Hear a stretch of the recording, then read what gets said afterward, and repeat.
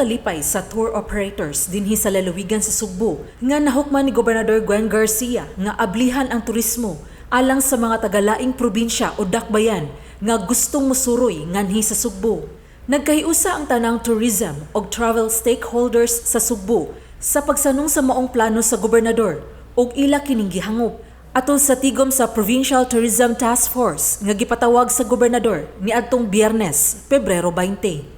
Nagplano na dayon ang tour operators nga mag-umol og travel packages alang sa mga gustong moari sa Cebu nga gikan sa laing probinsya.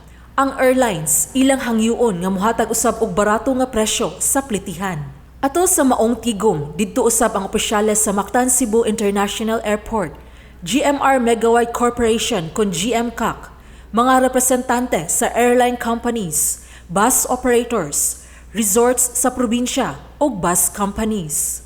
Matod ni Andrew Te, miyembro sa Cebu Travel and Tours Association ug Cebu Alliance of Tour Operations Specialists, CONCATOS, ilang gihunahuna nga mohatag og barato nga package tours aron maingganyo ang katawhan pagpalit ni ini.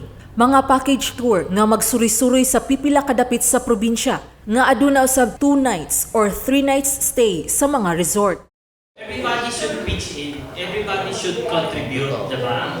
I think after this meeting, I have to talk to my colleagues, and then we have to make brainstorming on how to do this and establish the mechanics. Sa iyang bahin, si Gobernador Garcia gikatakda nga muluwat og executive order nga maglatid sa bag-ong requirements sa mga turista nga gustong moari sa Cebu. Usa na niini mao ang pagwagtang sa requirement nga letter of acceptance sa LGU nga padulngan ug ang swab test. Kini aron dili lisod-lisoron ang mga turista nga moari sa Cebu. Iyang iapil sa iyang EO unya nga valid medical certificate lang ang usa sa mga importante nga requirement nga ipresentar unya sa traveler ug booking sa hotel nga ilang istaran o booking gikan sa Cebu portal kung aduna sila'y salmutan nga tourism activity sama sa whale shark watching, canyoneering o scuba diving.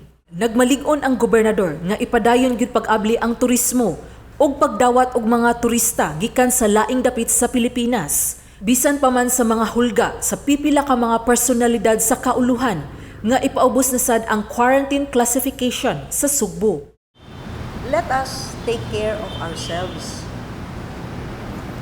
Dili man pud tingali tantong irresponsable ang mga Sugboanon. Maningkamot man pud na sila nga mabuhi. Ngano man, nabi yung mga pamilya, nago ni mga anak, maningkamot gyud sad nga makakita in taw kwarta. Karon ipalit ug bugas ipakaon sa pamilya. Karon, moadto kag Metro Manila, medical certificate ra pa ipakita ninyo. Mas maayo pa sila kabutang dito. So I decided, daghan ka interesado mga re. So, okay, Cebu is moving on and moving forward. Nagplano na ang Provincial Tourism Task Force ug ang mga tour operator nga sa higayon nga maumol na ang maong tour packages. Ila kining ilunsan aron makaibaw ang laing dapit nga abli na ang turismo sa Sugbo. Sheila Gravinez, Balita sa Sugbo.